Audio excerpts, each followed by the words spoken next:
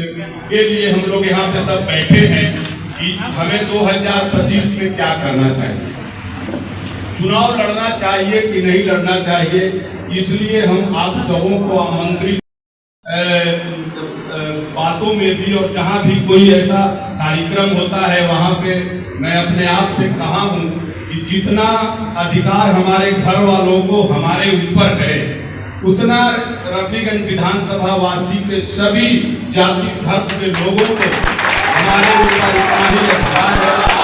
तो मैं यहाँ पे उपस्थित सभी पिता तुल्य गार्जियन, नवयुवक साथी, माता बहन जितने भी आए हुए हैं, पत्रकार बंधु हमारे जितने भी हैं यहाँ, सबको मैं हार्दिक अभिनंदन करता हूँ। अजय पासवान जी हमारे साथ कदम से कदम मिला करके हर समय 13 वर्षों से साथ हैं। अखिलेश सिंह जी, तमाम सबको मैं जानता हूँ, मंटू जी, रविंदर बाबू, मैं सबका नाम जान रहा हूँ, वरुण सिंह जी, तमाम हमारे भाई जो पूर्व में लोक जनशक्ति पार्टी के किसान प्रकोष्ठ के प्रखंड अध्यक्ष थे, लड्डू खान जी, और वैसे भी जहां जब भी ऐसी कोई बात आती है, जहां जनता का समस्या का बात रहता है, हमारे भाई लड्डू खान जी हमें अवगत कराते रहते हैं और ये जुझारू हैं और ये दिशा निर्देश भी करते रहते हैं कि भाई साहब यहाँ पे हम लोगों को इनका ये ऐसा काम करने से जनता को। विधायक आप किसका है? रफीगंज विधायक 224 नंबर है, उसी का तो आपको सर्टिफिकेट मिला है। आप कैसे कह सकते हैं कि मैं आपका विधायक नहीं हूँ? आप ये कैसे कह सकते हैं जीतने के बाद कि आपने हमको वोट नहीं किया? आपका दायित्व तो बनता है विधायक महोदय, आप एक रफीगंज के जितनी भी जनसंख्या है, करीब आज 5 लाख जनसंख्या होगा, आज 5 लाख का जनप्रतिनिधि और विधायक आप हैं और यहाँ के लोगों का अधिकार है आपसे अपनी समस्या रखना और आपसे बात करना। आपके ये कह देने से कि आपने हमको वोट नहीं दिया तो आप में दम है तो आप आकर के इस्तीफा देकर चले जाइए कि मैं आपका विधायक नहीं हूँ। इसलिए उनकी बातें करनी पड़ी हमको। दूसरा चीज, जो दल से आए, आज दल की बात चल रही थी कि हमें चुनाव कैसे लड़ना चाहिए। समस्या लोगों में, युवाओं में इतना प्रतिभा है कि ये सभी प्रतिभा छिपी हुई है। कभी भी यहाँ के युवाओं के रोजगार के लिए किसी विधायक ने विधानसभा में बात नहीं उठाई। स्वास्थ्य के क्षेत्र में हमें 50 फोन आता है, करीब रोज 10 से 20 फोन जरूर आता है कि पीएमसीएच पटना में या एम्स में पटना में या मेडिकल कॉलेज गया में हमें जगह नहीं मिल रहा है। कभी भी इस बिंदु पर कोई भी विधायक व्यवस्था करने का काम नहीं किया कि हमारा जनता जो है, हमारी जनता को हम स्वास्थ्य का अच्छा लाभ दिलवा पाए। दल को वोट देते रहिए, उसी का कारण है। गठबंधन को वोट देते रहिए, उसी का कारण है। वो आपका बात क्यों सुनेगा?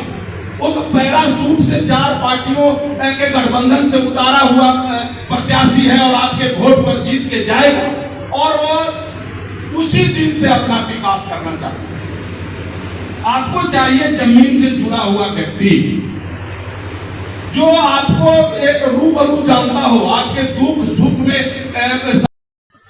एक छोटा व्यापार लोग करता है, हम किसानी करते हैं, हमारे यहाँ हम नौकर रखते हैं कोई काम के लिए। नौकर हमारे मान से चलेगा कि हम नौकर के मान से चलेंगे? हम आपसे पूछना चाहते हैं। नौकर जो कहेगा वो आप करेंगे कि आप जो कहेंगे वो नौकर करेगा? प्रजातंत्र में प्रजा मालिक होता है और आज हम लचर व्यवस्था के कारण सही ढंग से चुनाव नहीं करते हैं विधायक और सांसदों का और प्रतिनिधियों के कारण हम दोनों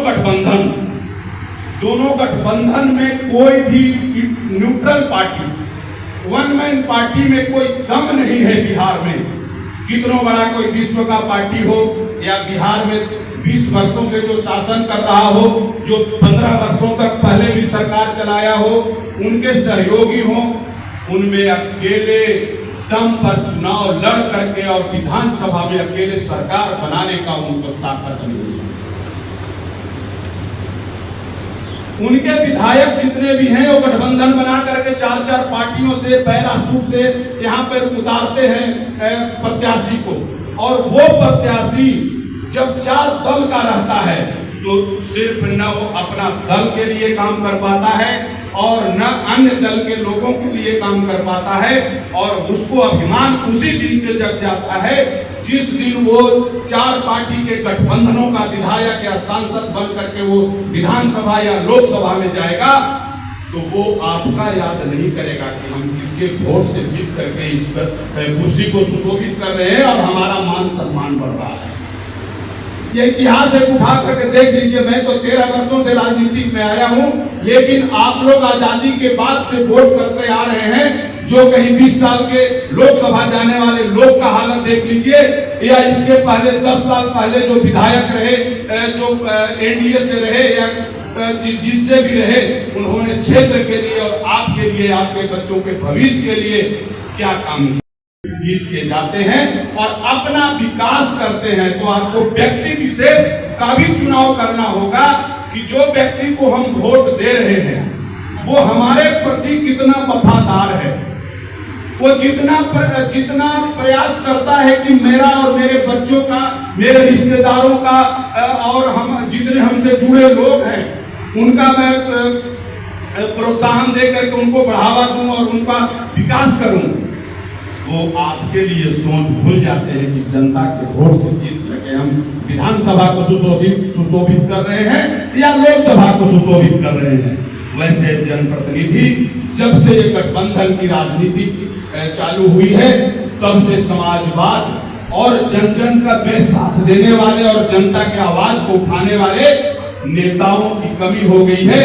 तो मैं आपसे आग्रह करने आया हूं और आपसे ये बात को आपको याद दिलाने आया हूं कि आप लोग सोचिए, दल तो है, दल वालों को तो आप लोगों ने वोट दे करके देख लिया, जो एक जवाब देते हैं कि मैं आपका विधायक नहीं हूं, एक 10 साल रहने के बाद भी सिर्फ अपना और अपने परिवार का विकास किए। आपके लिए कौन सोचा यहाँ पे? मैं पूछता हूँ, रफीगंज विधानसभा आजादी के बाद से यहाँ किसानी क्षेत्र है, 75% लोग किसान हैं। किसानों का समस्या को लेकर के कभी भी आप लोगों ने नहीं सुना होगा कि बिहार विधानसभा में कोई भी विधायक द्वारा किसानों का समस्या को लेकर के आवाज उठाई। खुदाई करा करके और इन कैनालों में गिराने की जरूरत है। हमारा रफीगंज के किसान आत्मनिर्भर हो सकेंगे, लेकिन ये करेगा कौन? ये वही करेगा जिसको ईमानदारी पूर्वक अपने फंड का उपयोग करना। आप भेजिए ना दल वालों को जिता करके, आप भेजिए गठबंधन के लोगों को, जो पार्टी के लोग हैं उनको जिता करके भेजिए विधानसभा। आपका विकास कभी नहीं होगा और रफीगंज विधानसभा वासी, आपके बच्चे जरूर आपसे पूछेंगे, वो दिन आएगा कि पापा आप कैसे व्यक्ति को वोट देते थे कि हम आज इसी स्थिति में। जरूर सवाल करेगा। आज डिजिटल युग है, वो इंटरनेट देख रहा है। हमें तो बड़ा आश्चर्य लगता है, आश्चर्य ये लगता है कि आज हमारा जो देश है वो अर्थव्यवस्था में 5वां पायदान पर पूरे विश्व में। अभी प्रधानमंत्री जी, हमारे जितने भी नेता हैं वो सब कहते हैं, लेकिन आप लोग जितने लोग यहाँ बैठे हैं, 1900 पंचायत से करीब लोग आए हैं, नगर पंचायत से सभी आए हैं, उससे बाहर से भी लोग आए हैं।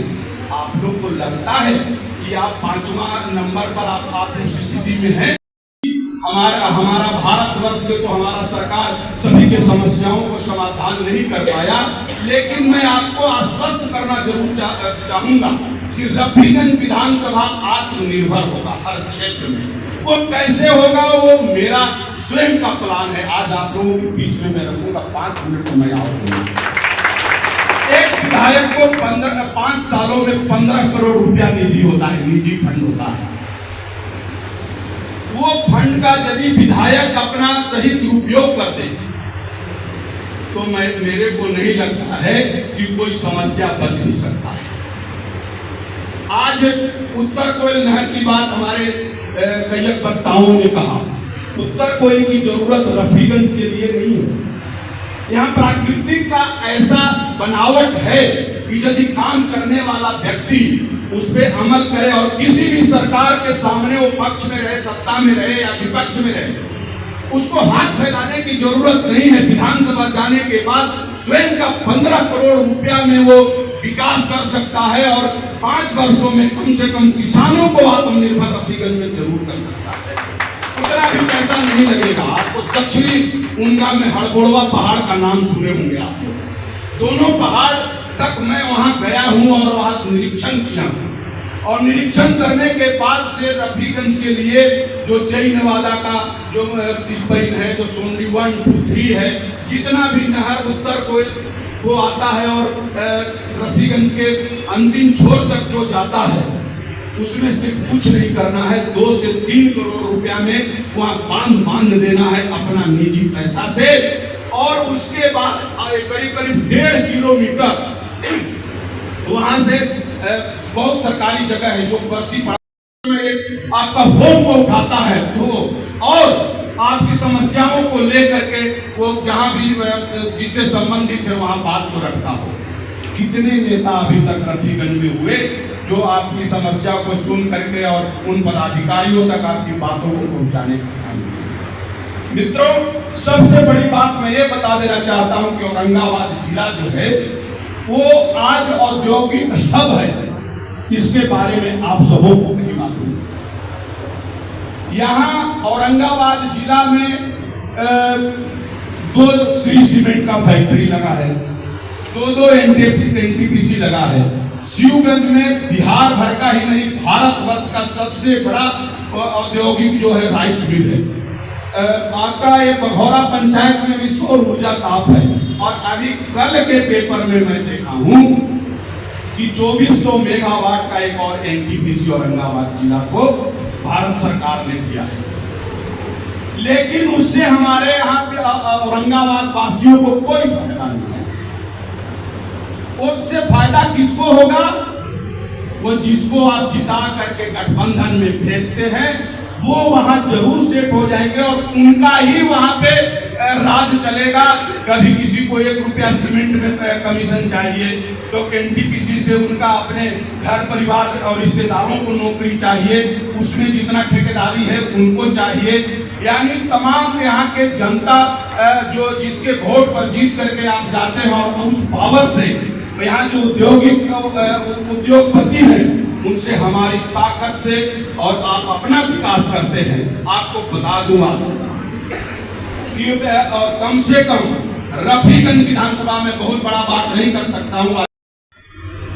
सबसे बड़ा उदाहरण दल से ऊपर दल की बात जहां आती है, आप पूर्णिया को देख लीजिए। पप्पू यादव, मोदी जी का लहर और महागठबंधन का भी लहर, लेकिन वहां के पब्लिक ने किसको भी सांसद बनाया? क्यों बनाया? वो भी न्याय की बात करता है। आपकी समस्याओं को लेकर के पदाधिकारियों तक और हर जगह व्यवस्था किए हुए हैं। आप लोग सोचिए एक बार कि हमको रफीगंज का विकास चाहिए, हमारे युवाओं का विकास चाहिए, किसानों का विकास चाहिए, महिलाओं का सशक्तिकरण की बात चाहिए, स्वास्थ्य चाहिए, बिजली चाहिए, सड़क चाहिए। तो आपको स्वयं पर निर्णय लेना होगा कि हम ऐसा जनप्रतिनिधि ईमानदार चुने जो हमारी समस्याओं को लेकर के जितना वो अपने घर के लिए, अपने स्वयं के लिए सोचता है वो जनता के लिए सोचे। मित्रों, बात बहुत ही समय काफी हुआ और मैं आपको आश्वस्त करना चाहता हूँ कि मैं दल से ही रहूंगा और इस बार आप लोग को दल को ही वोट देना है और आप लोग को प्रमोद बनना होगा। और ऐसे जो नेता आते हैं यहाँ पे पैराशूट से उतारे हुए, उनको जवाब देना। तब आपका क्षेत्र सुधरेगा, आपका स्वयं का समस्या सुधरेगा। बातें बहुत हुई और बातें मैं जितना कहूँगा शाम हो जाएगा, लेकिन आप लोग 10 बजे से आए हुए हैं। आप लोगों ने आप लोग आए यहाँ पे, हमारा हिम्मत को अफजाई किए इसके लिए आए हुए सभी पिता तो गार्जियन, नौजुवक साथी, मीडिया के बंधु और माता बहन सबको मैं फिर से हार्दिक प्रणाम करते हुए वाणी को समाप्त करता हूँ। जय हिंद, जय भारत, जय हिंद। नहीं दिखा और नहीं दिखता है कि हम हमारा अर्थव्यवस्था इतना मजबूत है, जहाँ किसान आज समय निकल रहा है, आदरा आज से लग गया कल से, करीब करीब यहाँ 75 से 80% जिसके पास साधन नहीं हो, किसान अभी तक बिहन नहीं किए। और जब तक हमारा किसान मजबूत नहीं होगा तब तक हम उस दावा को नहीं कर सकते कि हम 5वां अर्थव्यवस्था में मेरा देश का स्थान है। मैं उसको सीधे खारिज करता हूँ। वो यहाँ से रफीगंज विधानसभा से कि हमारे रफीगंज विधानसभा के किसानों की क्या हालत है। सबसे बड़ा बात युवाओं की बात करता हूँ। आज पढ़ लिख करके हमारे युवा, इनको कहीं भी औरंगाबाद जिला से बाहर जाने की जरूरत नहीं। मैं आपको आश्वस्त करता हूँ और चैलेंज भी करता हूँ कि हमारा अधिकार को हम जिसको वोट दे करके भेजते हैं वो हमारे बच्चों के अधिकार को, हमारे युवाओं के अधिकार को छीन रहे हैं। यहाँ 5 फैक्ट्री है। हमें संविधान में अधिकार है कि 50% नौकरी स्थानीय लोगों को आपको देना है। मैं पूछता हूँ ये कि 5-7 फैक्ट्री में कितने औरंगाबाद के युवा वहां काम कर रहे हैं? बताइए। इतना जितने लोग आए हैं इसमें किसी का भी बेटा वहां काम करता है क्या? लेकिन सभी नेताओं का वहां पे मंत्री जरूर फिक्स। हमारे जैसा व्यक्ति को यदि आप विधानसभा भेजते हैं तो किसान का समस्या के साथ साथ आपका औरंगाबाद में जितने भी हमारे क्षेत्र के रफीगंज विधानसभा के युवा हैं उनको नौकरी के लिए भटकना नहीं पड़ेगा। 2% CSR का पैसा हर फैक्ट्री से जिला के विकास के लिए आता है। लेकिन आज तक आप लोग बताइए कि कहीं भी किसी भी गांव में NTPC द्वारा या श्री सीमेंट फैक्ट्री द्वारा या राइस मिल द्वारा या सौर ऊर्जा ताप का जो फैक्ट्री है उसके द्वारा कोई भी फंड आया आपके गांव में? आज CSR का पैसा हमारे यहाँ जो मंत्री हैं केंद्र में, औरंगाबाद जिला के लोग का पैसा दूसरे जिला में जा रहा है। उसका देन किसका है? उसका देन है गठबंधन के ऐसे विधायक और सांसदों का कि उन मंत्रियों से मिल करके अपना कमीशन फिक्स करके और उस हमारे जिला के पैसे को दूसरे जगह भेज देते हैं। साहब, SP साहब, DM साहब, जो जिनको हमें नमस्कार करना चाहिए, आज उनके पीछे हमारा पूरा कुनबा घूम रहा है। ये किसका देन है? उनकी क्या औकात है? एक व्यक्ति ईमानदार यदि आपका जनप्रतिनिधि रहेगा तो ये प्रजातंत्र में इन अधिकारियों की औकात ही नहीं है कि आप अधिकारी कराएं। लेकिन आप लोग करेंगे नहीं। जब इलेक्शन आएगा तो जात पात पर कि हमको ऊपर देखना है, जिता करके भेज दीजिएगा और 5 साल तक रोना रोइएगा कि हमारे साथ ये समस्या है। चुनाव हारने के बाद से भी मैंने जात पात नहीं देखा, कहीं का भी समस्या कोई व्यक्ति हमको वोट दिया या नहीं दिया। शिवगंज मुर्तुजा हत्याकांड, हम यदि वहां चक्का जाम नहीं करते, रोड पर नहीं बैठते तो उस केस का उद्घाटन नहीं होता। सैकड़ों उदाहरण मैं दूंगा आपको, सैकड़ों उदाहरण। यदि जात पात देखता तो आज हमारे यहाँ दरवाजा जो खुला है, बहुत लोगों को न्याय नहीं मिलता। कोई भी जितने भी व्यक्ति हर जाति से हर धर्म से यहाँ पे आए हुए हैं, एक व्यक्ति भी बता दे कि प्रमोद सिंह कभी भी हमको अपने यहाँ उपहास किए और अव्यवहारिक बात की कि आपने वोट दिया।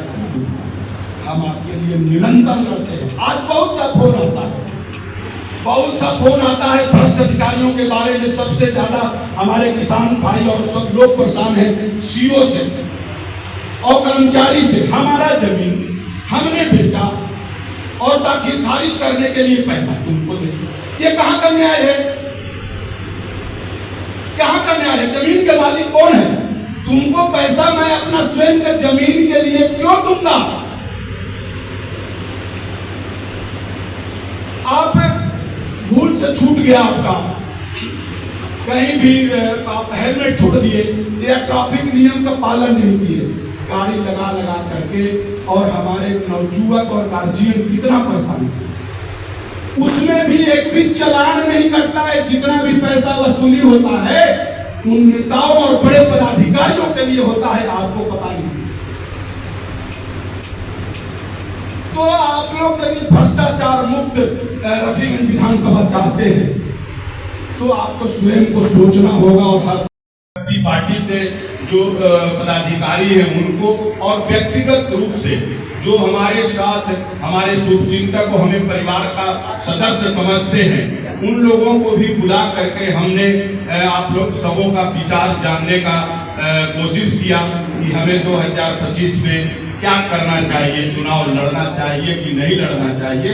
उसका कारण है कि 2 बार आप लोगों ने, एक बार तो दल से और दूसरे बार निर्दल से आप लोगों ने जो सम्मान दिया है, और उस सम्मान के कड़ी में ही हमारा मतलब ये व्यक्तिगत जो विचार है कि इतना सम्मान तो में लोग जीत करके विधानसभा पहुंच जाते हैं, लेकिन हमारा दुर्भाग्य ऐसा है कि हम 2 बार से 55,000 से अधिक मत, यानी इस बार जोड़िए तो 59,000 मत देने का काम आप लोगों ने किया निर्दलीय का, जो कि कोई उसका वोट निर्दलीय का नहीं होता है। आज हम आप सब कोई न कोई दल से जुड़े हुए हैं, दल से बंधे हुए हैं, और यहाँ विशेषकर जहाँ हम लोग रहते हैं बिहार में, यहाँ 2 ही गठबंधन है, एक महागठबंधन, एक एनडीए, और प्रत्याशी भी करीब करीब लड़ाई में यही दोनों गठबंधन से ही लोग रहते हैं।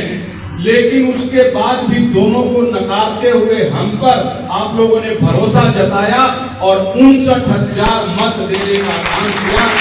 इसलिए मैं इस क्षेत्र को नहीं छोड़ पाता हूं आप लोगों को प्यार प्रेम के कारण। यहाँ तो लोग आते हैं जिनको आप लोगों ने जिता करके भेजा और लोग जीते हुए हैं, उनके बारे में मैं बहुत बात नहीं करना चाहता हूं, लेकिन आपको याद जरूर दिलवाऊंगा कि जो जीते हुए हैं उनके बारे में एक वक्ता ने कहे कि जो समस्या उनको यदि आप बताइए तो वो उस व्यक्ति पर सबसे पहले तो वो 100 डिग्री से गर्म हो जाते हैं कि तुम्हारा विधायक मैं नहीं हूँ।